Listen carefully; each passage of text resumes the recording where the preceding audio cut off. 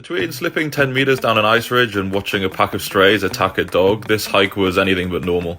Off the bat, we chose not to take the road up to Gegeti Church, but to hike up the steeper slope on the other side, and this is where it immediately became apparent that any hiking trails are completely covered in snow and ice at the moment. It was perfectly manageable though, and we made it up to the iconic church which overlooks the town of Kazbegi, and by this point the dog counter was up to 3 that had started following us. The church itself is quite small on the inside, but it has a bit of a mystical feel, mainly because of the mountains that surround it.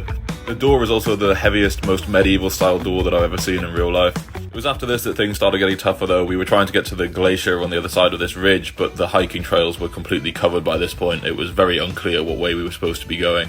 The snow was thigh high by this point in some places, and we'd also picked up 6 dogs who kept fighting with each other, which added another obstacle. It was around this point we called it quits. The ridges were narrow and icy and overlooked the sort of drop that you don't really bounce back from, so we decided to play it safe. On the bright side, one of the slopes had a lot of fresh snow on it, which allowed for an innovative method of getting back down to the church much faster. At this point, we chose to take the road back down instead of the same slope we descended from, but unfortunately a large presence of black ice meant that this wasn't actually much easier. It was also at this point that we found the pack of dogs we picked up were not quite the sweethearts they appeared, quite the opposite, but that's a bit of a gruesome story, I'm not going to go into it.